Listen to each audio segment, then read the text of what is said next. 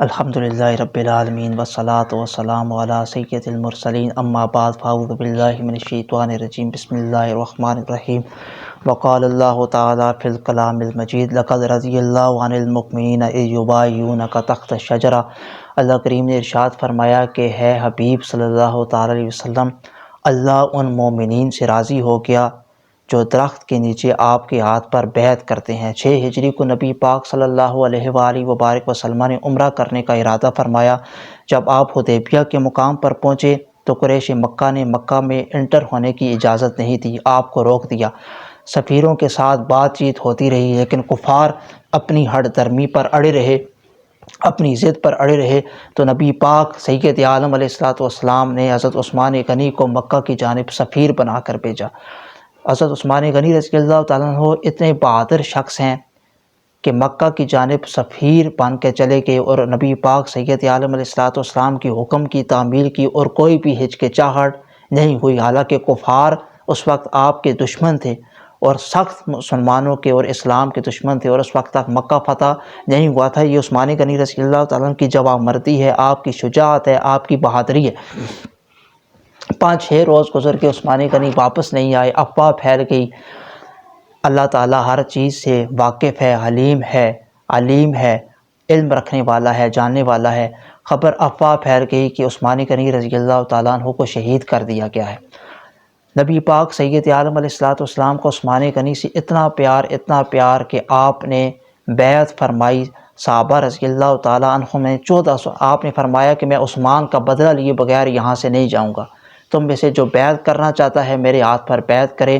تو 1400 صحابہ کرام میں سے کوئی بھی خالی نہیں رہا، سب نے وقفے سے آ کر ببول کے درخت کے نیچے آقا دو جہاں صلی اللہ علیہ وآلہ وبارک وسلم کے ہاتھ پر خون عثمان کے انتقام کے لیے بیعت کی کہ ہم عثمان غنی رضی اللہ تعالیٰ کا بدلہ لیے بغیر یہاں سے واپس نہیں جائیں گے۔ اور بیعت رضوان کے ہیرو جناب عثمان غنی رضی اللہ تعالیٰ عنہ ہیں۔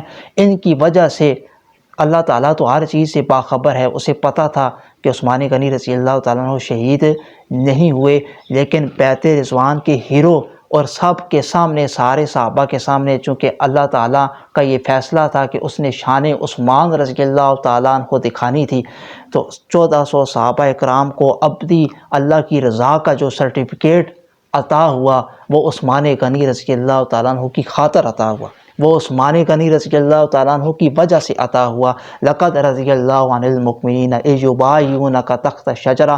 اے حبیب، اللہ ان لوگوں سے، مومنین سے راضی ہو گیا جو درخت کے نیچے آپ کے ہاتھ پر خون عثمان کے انتقام لینے کے لیے بیعت کرتے ہیں۔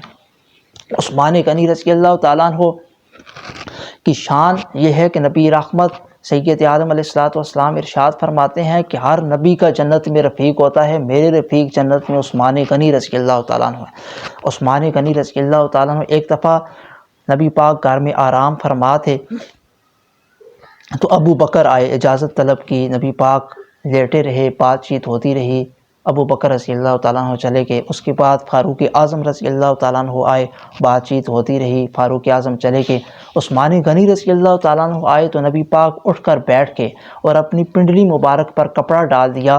جب عثمان غنی رضی اللہ تعالیٰ عنہ بات چیت کر کے چلے گئے جس کام آئے تھے، تو اماں عائشہ رضی اللہ تعالیٰ عنہ عرض کرتی ہیں، یا رسول اللہ، میرے والد ابو بکر آئے، آپ اسی طرح آرام فرما رہے، عمر آئے اسی طرح آرام فرما رہے، عثمان کے آنے پر تو آپ نے بڑا اہتمام فرمایا۔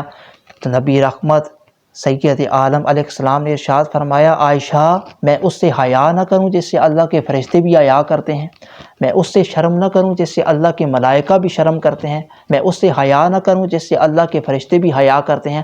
بڑے شرم و حیا والے انسان تھے۔ جب بھی کوئی شرم و حیا پر دیوان لکھے گا تو لازم ہے کہ وہ سیرت عثمان لکھے گا۔ شرم و حیا میں کے انتہائی خوبصورت پیکر تھے۔ نبی پاک نے ان کے بارے میں فرمایا، وَأَصْدَقُهُمْ حَيَاءً عثمان، کہ حیا اور شرم کے حوالے سے جن پر سب سے زیادہ صادق اور سچی بات آتی ہے وہ عثمان غنی رضی اللہ تعالیٰ عنہ کی ذات ہے۔ 26 ہجری کو جناب عثمان غنی رضی اللہ تعالیٰ عنہ نے مسجد حرام کی توسیع کی۔ 29 ہجری کو جناب عثمان غنی رضی اللہ تعالیٰ عنہ نے مسجد نبوی شریف کی توسیع کی اور خود زمین اپنے پیسوں سے خرید کر مسجد نبی صلی اللہ تعالی علیہ وسلم کو پھیلا دیا، کشادہ کر دیا، تاکہ مسلمان جن کی تعداد مدینہ شریف میں زیادہ ہوتی جا رہی ہے وہ مسجد میں ان کو کوئی مشکل نہ پیش آئے، دشواری نہ پیش آئے۔ اس کے بعد عثمانی غنی رضی اللہ تعالیٰ کی ایک اہم خدمت یہ ہے کہ انہوں نے مدینہ شریف میں ایک بند بنوایا۔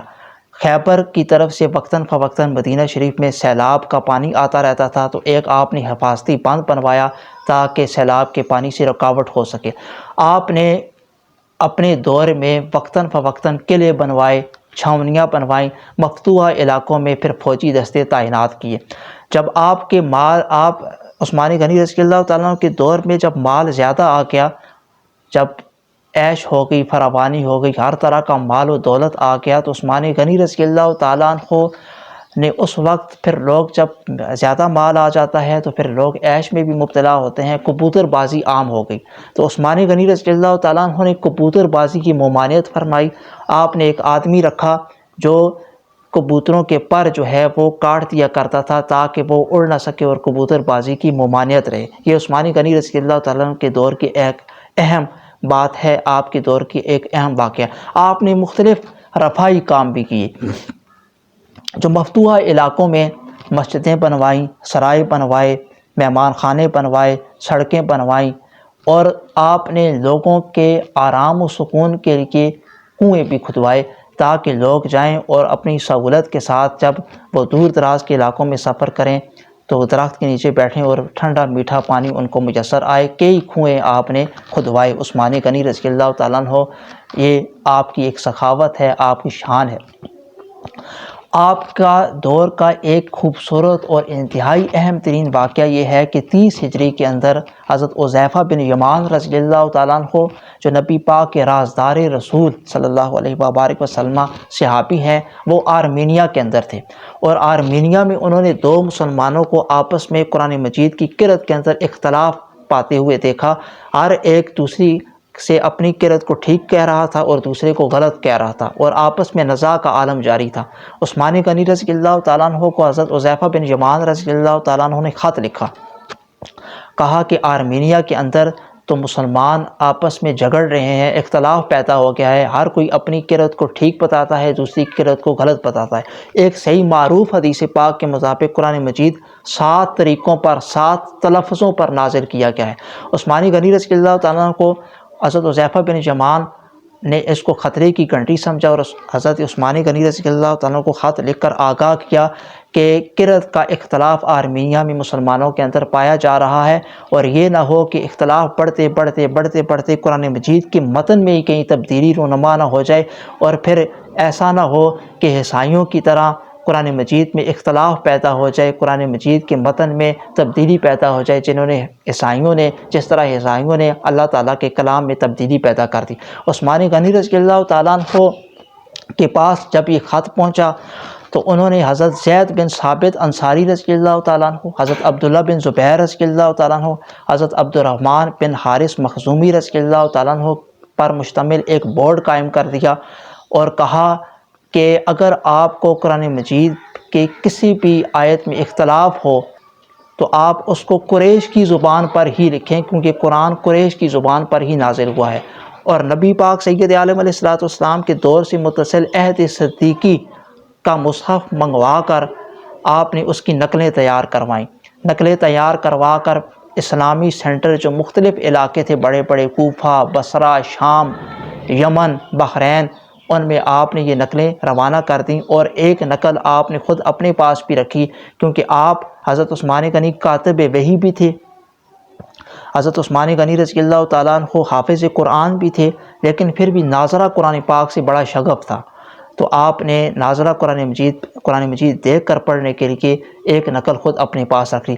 یہ عثمانی غنی رضی اللہ تعالیٰ عنہ، اصل میں بات یہ ہے کہ انا نحن نزلنا الذکر و انا لہ لحافظون، کہ اللہ کریم نے ارشاد فرمایا کہ ہم نے خود ہی یہ قرآن نازل کیا ہے اور ہم خود ہی اس کی حفاظت کرنے والے ہیں۔ لیکن یہ خدمت جناب عثمانی غنی رضی اللہ تعالیٰ عنہ کے حصے میں آئی، اور آپ کا یہ پوری امت مسلمہ پر احسان ہے آپ پوری امت مسلمہ کے محسن ہیں کہ آپ نے امت مسلمہ کو اختلاف و افتراق سے بچا لیا اور ساری دنیا کے مسلمانوں کو ایک کرت پر آپ نے جمع فرما دیا، ورنہ ہو سکتا تھا کہ عیسائیوں کی طرح مسلمان بھی قرآن مجید میں تعریف کر دیتے۔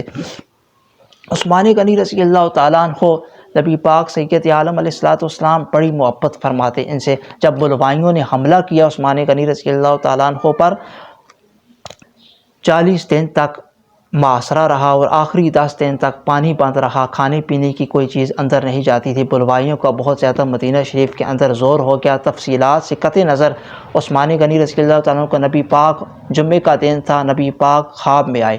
خواب میں آ کر عثمان غنی سے کہا، ساتھ ابو بکر تھے، ساتھ عمر تھے، کہا عثمان آج افطار، آپ کا روزہ تھا جمعے والے دن، تو کہا نبی پاک نے فرمایا کہ آج عثمان افطار میرے ساتھ کرنا۔ تو آپ اپنی اہلیہ سے کہنے لگے، اگر خوش فہمی میں مجھے نہ مبتلا دیکھو تو آج میری زندگی کا آخری دن ہے۔ کہا کیا بات کرتے ہیں آپ؟ تو عثمان غنی رضی اللہ تعالیٰ نے فرمایا کہ مجھے نبی پاک خواب میں آئے تھے، ساتھ ابو بکر تھے، ساتھ عمر تھے، تو نبی پاک نے مجھے فرمایا ہے کہ عثمان آج روزہ میرے ساتھ افطار کرنا۔ آپ نے جمعہ المبارک والے دن غسل کیا، ویسے تو بند باندھتے تھے، اس دن آپ نے پاجامہ زیب تن کیا، شاید اس وجہ سے کہ آپ کو یقین تھا کہ آج میری شہادت ہو جائے گی تھی، اور چونکہ شرم و حیا کے آپ بڑے بہت زیادہ پیکر تھے، تو یہ نہ ہو کہیں شرم و حیا میں کمی باقی ہو جائے۔ تو عثمان غنی رضی اللہ تعالیٰ عنہ شہید کیے گئے۔ عثمان غنی رضی اللہ تعالیٰ عنہ کی مظلومانہ شہادت، غافقی نے آپ کے ماتھے پر لوہے کی سلاخ ماری تو ایک فوارہ خون کا پھوٹ پڑا، جس کے قطرے قرآن مجید پر گرے۔ اس کے بعد مختلف لوگوں نے عثمان غنی رضی اللہ تعالیٰ عنہ پر وار کیے۔ عمیر صحابی نے آپ کی پسلی توڑ دی۔ اس کے علاوہ عثمان غنی رضی اللہ تعالیٰ عنہ پر بہت زیادہ تشدد اور ظلم کیا گیا، اور آپ کے قطرے قرآن مجید کے جن حروف پر گرے وہ سورہ البقرہ کی یہ آیات ہیں، فَسَيَكْفِيكَهُمُ اللَّهُ وَهُوَ السَّمِيعُ الْعَلِيمُ، کہ میرے لیے اللہ کافی ہے اور وہ سننے والا ہے، جاننے والا ہے۔ اس موقع پر کس قدر میچ کر جاتی ہیں عثمان غنی رضی اللہ تعالیٰ عنہ کی شہادت سے یہ آیات، اور نبی پاک کے عظیم صحابی نے 82 سال کی عمر میں جام شہادت نوش کیا۔ عثمان غنی رضی اللہ تعالیٰ عنہ سے ہمیں بہت زیادہ سبق ملتا ہے اپنی حیات کے لیے، لیکن 3 باتیں جو اہم ہیں وہ یہ کہ عثمان غنی کو قرآن سے بڑی محبت تھی۔ ہمیں بھی چاہیے کہ ہم قرآن سے محبت کریں۔ آپ حافظ قرآن تھے، لیکن اپنی شہادت کے وقت بھی آپ قرآن مجید کی تلاوت فرما رہے تھے۔ دوسری بات یہ کہ آپ بڑے شرم و حیا کے پیکر تھے۔ آج ہمیں نہ بڑوں کا حیا رہا، نہ اپنے استادوں کا حیا رہا، نہ والدین کا حیا رہا، تو ہمیں چاہیے کہ ہم حیا اور شرم والی زندگی کو اپنائیں۔ اور تیسری بات جناب عثمان غنی رضی اللہ تعالیٰ عنہ کی زندگی سے ہمیں یہ پتہ چلتی ہے کہ آپ عبادت گزار بھی بڑے تھے، لیکن آپ میں سخاوت کا مادہ بھی بہت زیادہ تھا۔